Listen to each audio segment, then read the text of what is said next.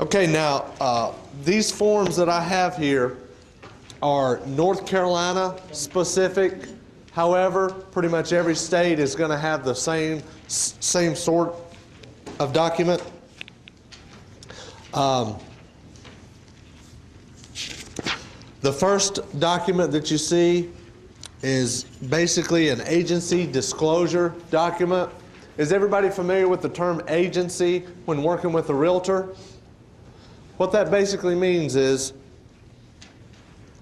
there's three different ways, I guess it's three different ways to deal with realtors. You can be a realtor can be the seller's agent, which means that's the one that lists the property.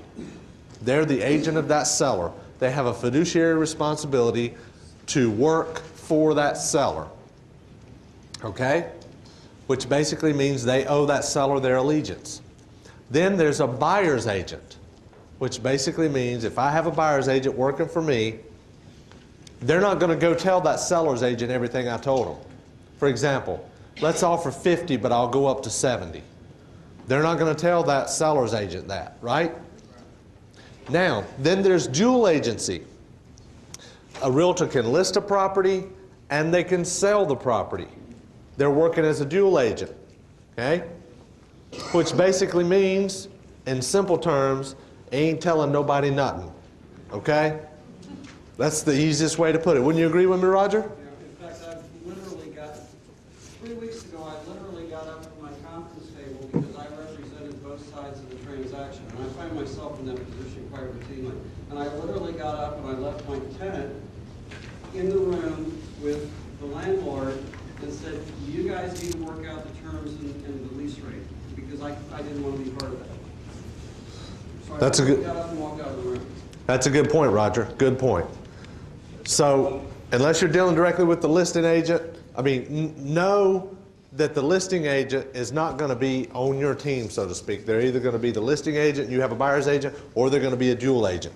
That's the only two possibilities when you're dealing with one agent that happens to be the listing agent, okay?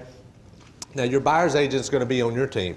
This document is basically a document that the realtor is going to get you to sign, saying what the agency relationship is, so they know up front what they can and cannot tell you.